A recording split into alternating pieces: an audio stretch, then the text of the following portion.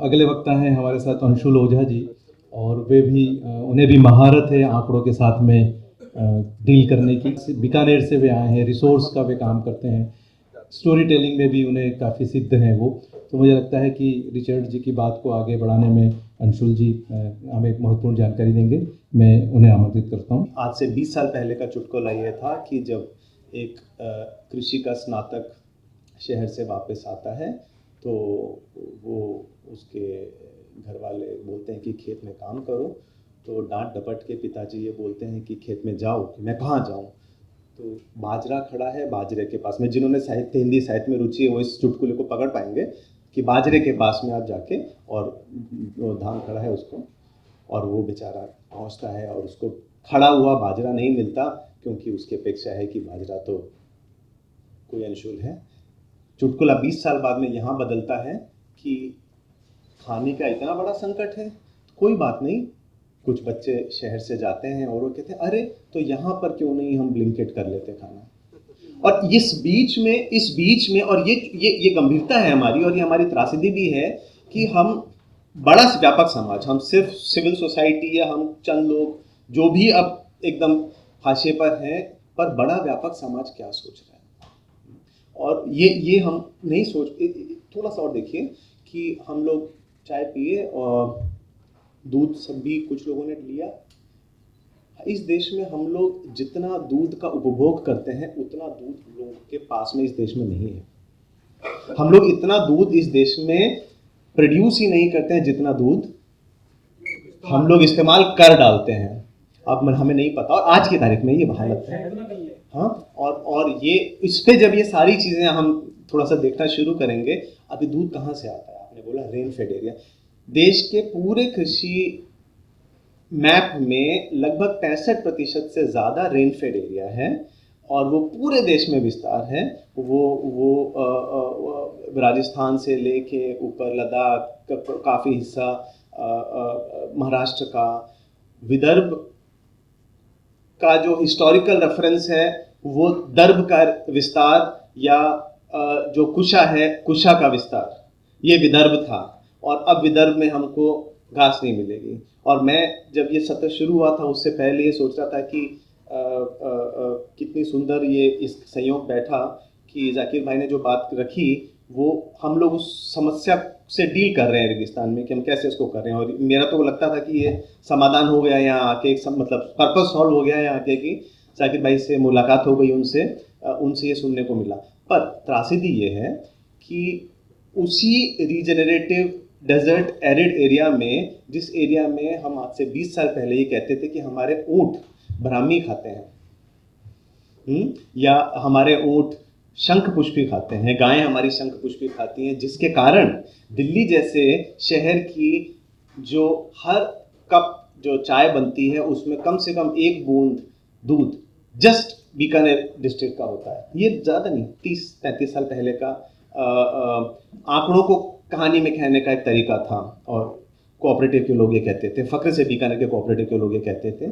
आज हमारे पास में वो दूध नहीं है, और दूध सिर्फ एक उदाहरण है, और दूध इसलिए बहुत बड़ा उदाहरण है क्योंकि हम देश के दुनिया के सबसे बड़े दूध प्रोड्यूस करने वाले लोग हैं, हम ये क्लेम कर रहे हैं, और हमारे पास में दूध है नहीं असल में उतना। तो ये पूरी आयरनी है।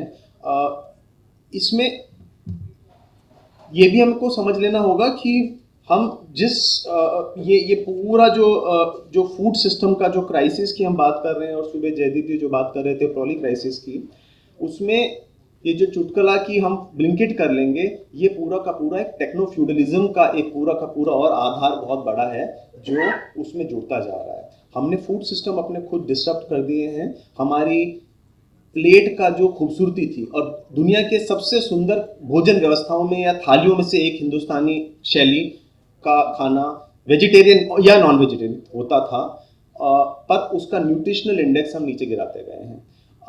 अब हमारे पास में न्यूट्रिशन नहीं है। गांव के व्यक्ति जो बाजरा खाते थे या जो ज्वारी खाते थे या रागी खाते थे, अब वो गेहूं खा रहे हैं, और गेहूं हम लोगों को पता है कि हम लोगों ने लगभग 200-300 साल में उसका जो न्यूट्रिशनल पूरा वैल्यू है वो पूरी तरह से ख़त्म कर दिया है। अब इस पूरी परिस्थिति में 2-3 जो बड़ी समझ हम लोगों की बन रही है, और ये समझ में मेरा कोई व्यक्तिगत कोई खास अनुभव या रोल नहीं है। मैं अपने आप को वही मानता हूँ कि कुछ नहीं समझ है, ये सारी समझ लोगों की है, समाज की है, उस समाज की है जो उसको झेल भी रहा है और उसमें वो प्रयोग भी कर रहा है। तीन चार चीज़ें जो निकल के आ रही हैं, जो पूरी एक पॉली क्राइसिस है जिसमें हम बायोडाइवर्सिटी लॉस या क्लाइमेट चेंज या पूरा लिबरल कैपिटल सिस्टम्स की बात कर रहे हैं, जो आगे जा रहा है टेक्नो फ्यूडलिज्म की तरफ या एक पूरा कल्चरल सिस्टम का कोलैप्स। इसमें एक अजब तरह की बायो कॉन्शियसनेस का अभाव है, या एक अजब तरह का ट्विस्ट उस बायो कॉन्शियस में आ गया है कि हम चुप हैं। और जो सुबह से जिस संवाद की बात हो रही है, ये जो पूरा बायो कॉन्शियसनेस का ना होना या एक उसका ट्विस्ट हो जाना हमको अपने आप से संवाद करने से भी दूर रख रहा है। हम संवाद नहीं कर पा रहे हैं। ये संवाद सिविल सोसाइटी के लोगों का अपने आप से हो सकता है कि हमारा रोल क्या है, संस्थाओं का वाकई में वजूद क्या है। अगर आज़ादी के दौर में संस्थाओं का एक आधार था, उनकी एक जिम्मेदारी थी देश के नवनिर्माण की, एक देश आज़ाद हुआ है, हमारी एक अलग तरह की जिम्मेदारी है, उसके बाद में दूसरी तरह की रही होंगी। अब इस क्राइसिस में हमारा योगदान या हमारे से अपेक्षा क्या है, क्या हम वो बात कर पा रहे हैं, और क्या वो माध्यम होंगे जिनसे हम वो एक पूरा का पूरा जो वैक्यूम है, जो संवादहीनता की परिस्थिति है, उसमें सबसे पहले अपने से बात करें। उसके अगले स्तर पर हम अपने समाज से बात कर पा रहे हैं।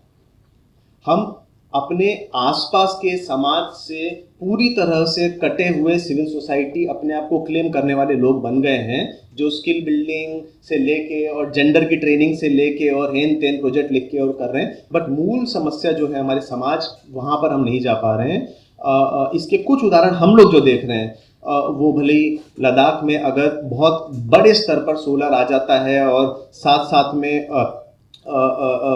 लेबेरी जो है ख़त्म हो रही है, उसका पूरा ग्रासलैंड्स वहाँ के ख़त्म हो रहे हैं, या रेगिस्तान राजस्थान में जाते हैं तो बहुत बड़े स्केल पे पैस्टोरलिस्ट ख़त्म किए गए, हो गए या हो रहे हैं, जिसके कारण पूरी वैल्यू चेन्स। अब ये सारी चीज़ों में हमारा कोई योगदान या हमें कोई तकलीफ होती नहीं दिख रही है। और ये एकदम हम सब लोग, काफ़ी लोग तो एक्सेप्ट भी करे हैं कि हमारे पास में कोई समाधान नहीं है या कोई संवाद, कोई चर्चा नहीं हो रहा है। तीन चार जो इस कारण से जो चीज़ समझ में आई कि एक तो हम लोग बहुत ही आत्ममुग्ध और पैसिव हैं, और हम दो तीन तरह से आत्ममुग्ध हैं। एक तो हम इस तरह से आत्ममुग्ध हैं कि हम या तो बहुत गरीब हो गए हैं इंटेलेक्चुअली भी और आर्थिक रूप से भी, या हम बहुत शहरी हो गए हैं, या हम उस गांव से भाग निकल के शहर की तरफ जाने के लायक हो गए हैं, पढ़ लिख लिए हैं।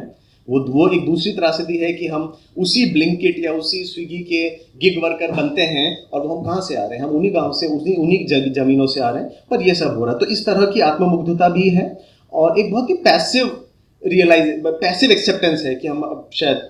दूसरा एक बड़ी समस्या है अदराइजेशन की, कि हम सब कुछ किसी और के यहाँ हो रहा है। क्लाइमेट चेंज या खाने का कोलैप्स या गर्मी हो जाना या बहुत बारिश हो जाना, ये सब कहीं और हो रहा है, जबकि वाकई में ऐसा नहीं है।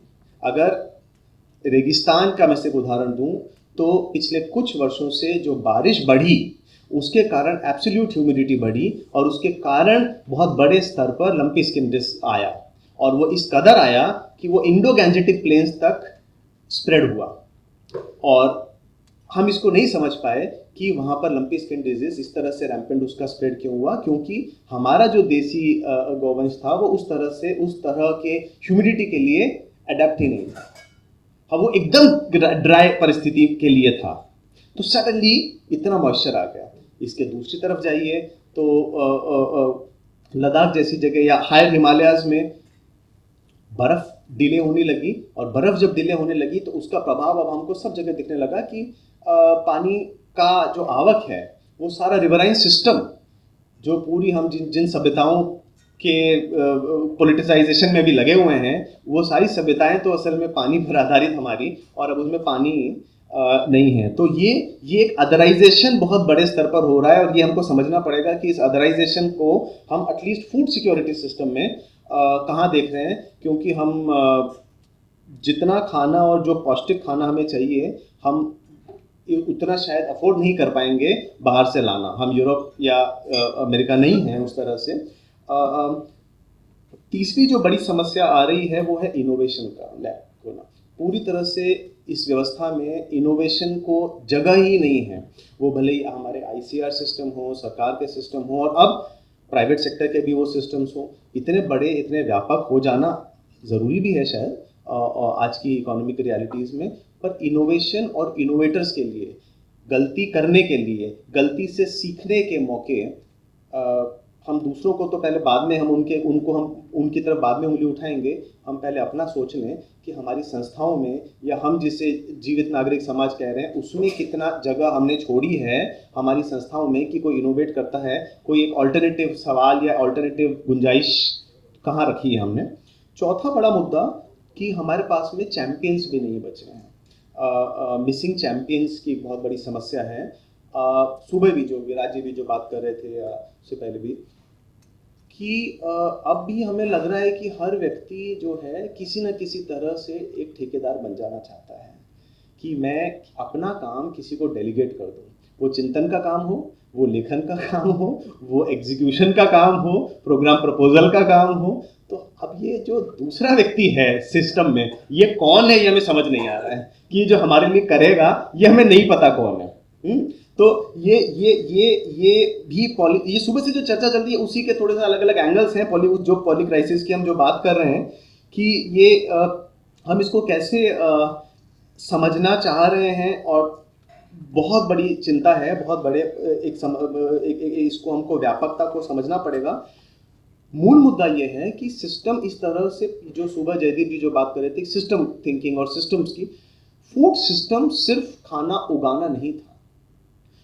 फिर से दूध पे अगर आए, वो दूध जो हमें यहाँ आता है, हर लीटर हर बूंद दूध में इस शहर में या किसी भी बड़े शहर में पहुँचाने के लिए उसमें कास्टिक सोडा डालना या सोडियम या हाइड्रोजन पेरोक्साइड डालना मैंडेटरी है, अदरवाइज वो हम तक नहीं पहुँचेगा। It's a known toxic band in India, yet nobody can question its application, क्योंकि there is no alternative to it. हर एक बूंद में मैं आपको गारंटी दे सकता हूँ। पर हमारे पास तो ये फूड सिस्टम्स का जो कोलैप्स है, आप ये ना करें कि इसके कारण दूध पीना छोड़ दें, पर और कोई ऑप्शन भी क्या है।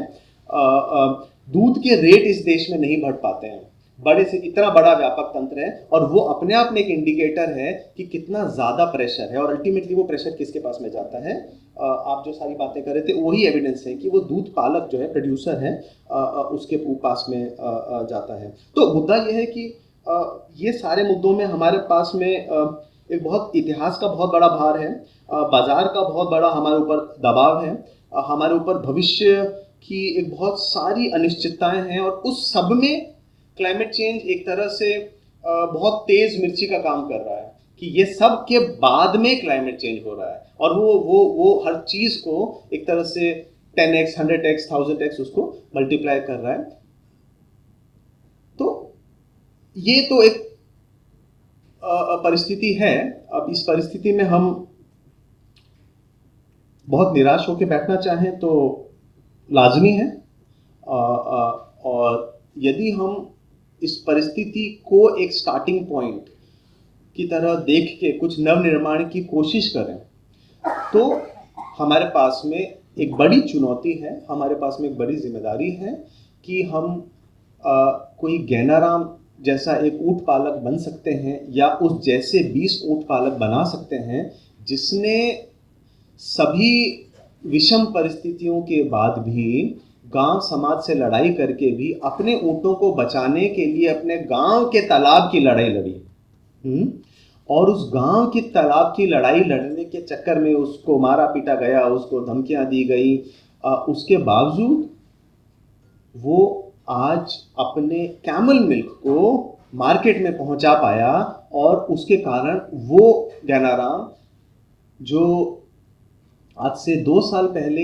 एक नया पैसा अपने ऊँटों के कारण नहीं कमा पाता था, वो आज 60 से 80 हज़ार रुपया प्रति माह अपने दूध की एक कीमत प्राप्त कर पा रहा है, जिससे उसने अपने ऊँट भी बढ़ाए, जिससे उसने अपने ऊँटों के लिए बेहतर चारे का शेड का व्यवस्था किया, अपने घर पे वो पैसा लेके गया।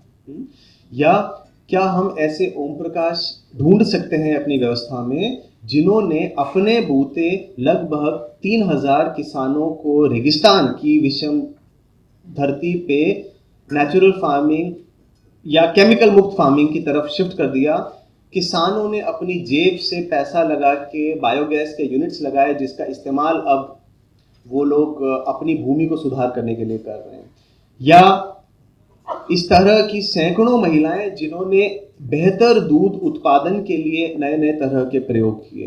अब ये बहुत छोटे नंबर हो सकते हैं, बहुत छोटी सी उम्मीदें हो सकती हैं, या मणिपुर के कुछ संगठन जो एक साथ में इकट्ठा होके और अपनी इंडिजिनस फार्मिंग का पूरा एक प्रोडक्ट डाइवर्सिफिकेशन की तरफ जाना शुरू की। और ऐसे सैकड़ों कहानियां हम सबके पास में हैं। और मुद्दा ये है कि इन सैकड़ों कहानियों को हम, जो कहानी की बात हो रही है कि हम उनको आगे कैसे लेके जाएं, पर हमारे लिए ये चिंता है कि हम उससे पहले उसको खुद अपने स्तर पर कैसे कहें। तो ये दोनों आयाम हैं।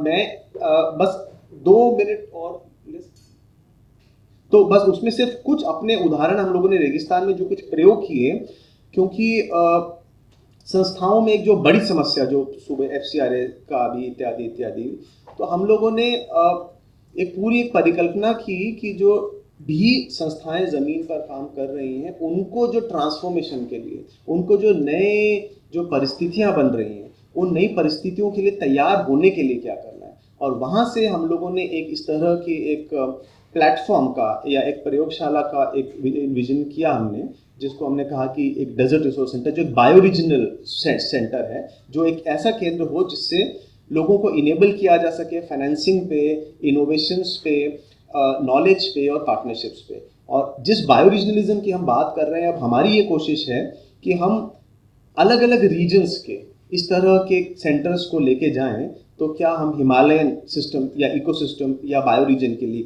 अलग तरह की एक परिकल्पना, उसी तरह से हम अगर एरिड जोन की बात कर रहे हैं तो एरिड जोन में भी हम जो दुनिया के दूसरे रेगिस्तान हैं, उन दुनिया के दूसरे रेगिस्तानों सबको क्या हम एक साथ में जोड़ के यहाँ की नॉलेज वहाँ तक कैसे ले जा सकते हैं। तो इस तरह के हम प्रयोग कर रहे हैं और बहुत अच्छे सक्सेसफुल रिजल्ट्स आए कि हमने किस तरह से जो फूड सिस्टम्स में जो वैल्यू चेन्स को ग्रीनिंग की तरफ लेके गए, उन वैल्यू चेन्स में अब 25,000 30,000 किसान जुड़ रहे हैं, वो आगे लेके जा रहे हैं। एक फूड सिस्टम ट्रांसफॉर्मेशन एक ऐसी जगह से हो रहा है जो ट्रेडिशनली या सरकार की भाषा में, कॉलोनियल सरकार की भाषा में उसको वेस्ट लैंड कैटेगरी कहा जाता था।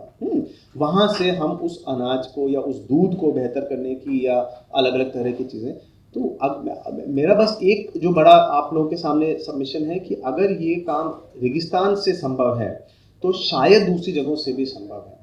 शायद ये हम लोगों के लिए एक बड़ी उम्मीद है।